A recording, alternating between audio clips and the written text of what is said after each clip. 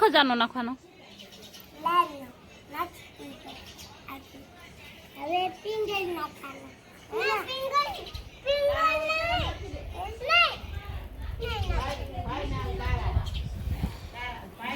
આયામાં કાનુ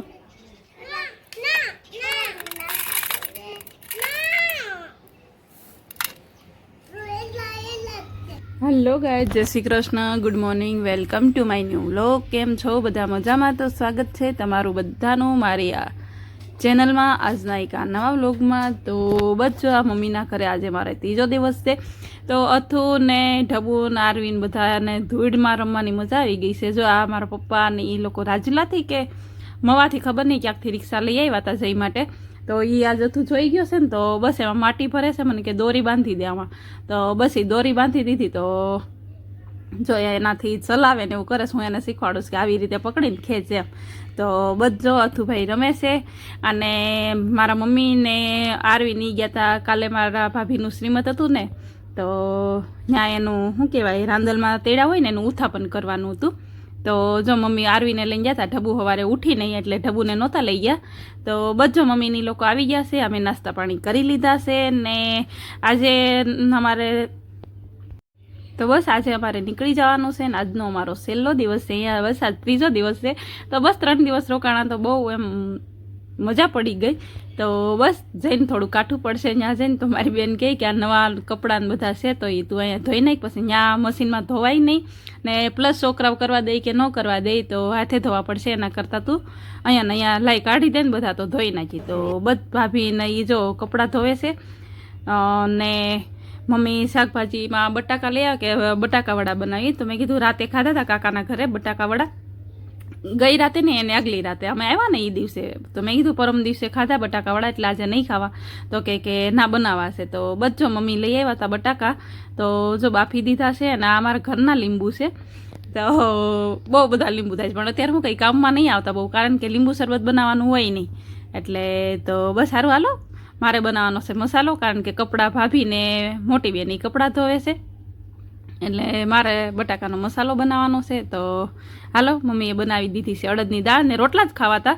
તો મમ્મી કહે નહીં કાંઈક ભજીયા બનાવું ને કા બટાકાવાળા બનાવું. તો મેથીની ભાજી મળી નહીં એટલે મમ્મી બટાકા લઈને આવી ગયા. તો બજો હાલો બટાકાવાળા બનાવી નાખીએ, મસાલો મારે બનાવવાનો છે. ને મમ્મી અડદની દાળ બનાવી દીધી છે ને રોટલાય બનાવી દીધા છે. તો બસ સારું હાલો, કન્ટિન્યુ વ્લોગમાં રહેજો ને મારી ચેનલને સબસ્ક્રાઈબ કરી દેજો. ને વિડીયો ગમે કે ન ગમે વિડીયો લાઈક કરવાની છે અને બસ એક સરસ મજાની કોમેન્ટ કરવાની છે. તો બસ સારું હાલો, કન્ટિન્યુ રહ્યો.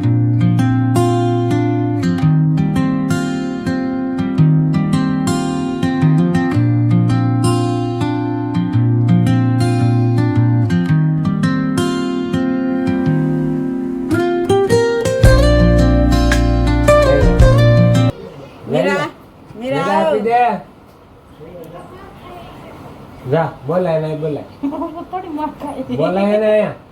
મીરા ને તો બોલાય, હા બોલાય. એને ભીખ પડી જાય, એને મારતો ખીજાતો હોય છે.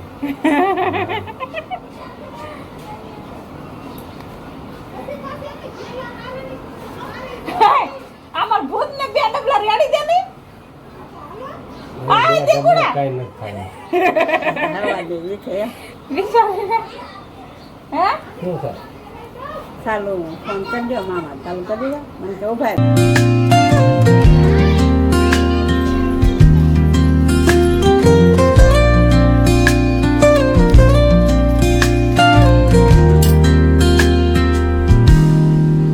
Soft strums of the warm acoustic guitar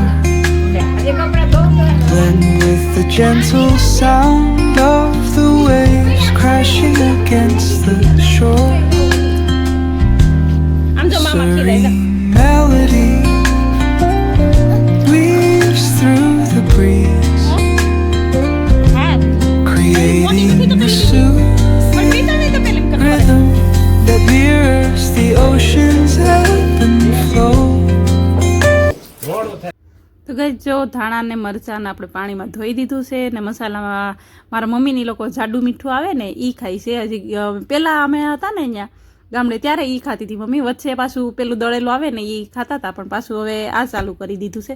તો બસ જો એ મીઠું નાખી દીધું છે ને ગરમ મસાલો, ખાંડ અને લીંબુ બસ ને લીલા ધાણા એટલું નાખીને મસાલો તૈયાર કરી દીધો છે. તો બસ મારા ભાઈને છે ને થોડુંક નવું નવું કરવાનું વધારે એમાં રસ છે. તો બસ જો એને થોડુંક એ બટાકાનો મસાલો લીધો અને એમાં થોડાક સિંગદાણા અને ખારી સિંગ ને સિંગદાણા એક જ કહેવાય, સોરી.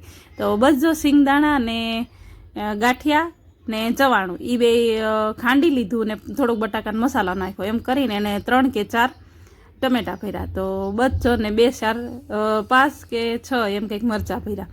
તો બધો એ ભરી દીધું છે બધું ને બટાકાના ગોળા વાળી દીધા છે. તો હું ને મારા ભાભીને કપડાં ધોવાઈ ગયા હતા, એટલે ભાભી કહે કે તમે હાલો તળતા જાઓ, કાઢતા જાઓ ને હું એ કંઈ નાખતી જાઓ, ઓલા ભજીયા ગોટા મૂકતી જાઓ એમ.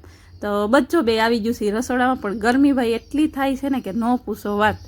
તો ને અમે મમ્મી કહેતા હતા ક્યારના કે અંદર ઘરમાં ગેસ છે ને તો ગેસે કરી નાખો એમ, પણ અહીંયા આમ જગ્યાએ થોડી પડે, મારું સિલાઈ મશીન છે ને એની ઉપર ગેસ રાખેલો છે, એટલે બધું નાનું નાનું લાગે, આ જગ્યા ઓછી લાગે, પ્લેટફોર્મ જેવું નહીં, આમ ઉપર ખાલી એટલામાં ગેસ રહે એટલી જ જગ્યા હોય ઓછી ઓલા મશીન માથે. તો બસ મેં કીધું ના ભાઈ ગેસનું તમે રોજ ખાતા હોય, પણ અમારે ચૂલાનું ખાવું છે તો ચૂલે બનાવવું છે. તો બસ આ 3 દિવસથી આવ્યા છે ને ગેસે કંઈ નહીં બનાવ્યું, કાકાના ઘરે જ ખાલી અમે શીરો બનાવ્યો હતો અને બટાકાવડા બનાવ્યા હતા. તો બસ જો અહીંયા આવ્યા ને 3 દિવસથી, તો બસ આપણે ચૂલા ઉપર જ ખાઈએ છીએ બનાવી. તો બસ સારું હાલો, જો ટાઈમ થઈ ગયો છે 4:30 અને મારી બેનને જવાનું છે સુરત. એ લોકોના સુરતની વહેલા ટાઈમ હોય, એટલે એ લોકો 4:30 જો જાય છે, બસ અમારા ગામમાંથી જ જાય છે સુરતની, અમદાવાદની નહીં આવતી અહીંથી, એટલે અમારે રાતે જવાનું, અમારે બાજુ રાજુલાથી બેસવાનું હોય. તો બધો બેન નહીં જાય છે, તો હાલો એમને વળાવી દઈ અને જય શ્રી કૃષ્ણ આવજો કહેતા આવી. ટાટા કહી દે મામાને, ટાટા કહી દે.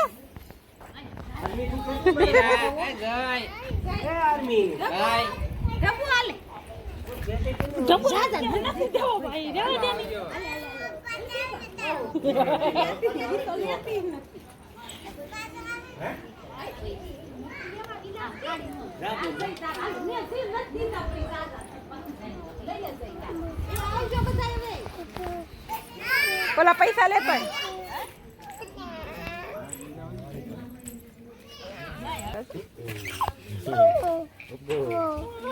અહીંયા લઈ જાઓ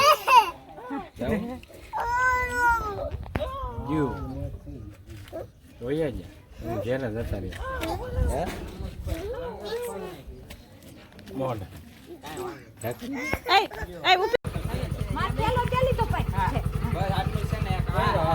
કાળો થેલો લીધો તારે?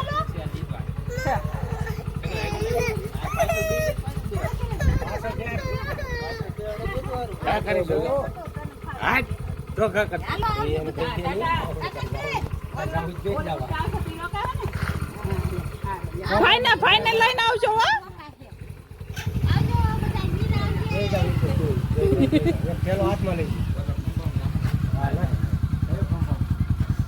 હા બગડશે ને ગારા વાળો થાય.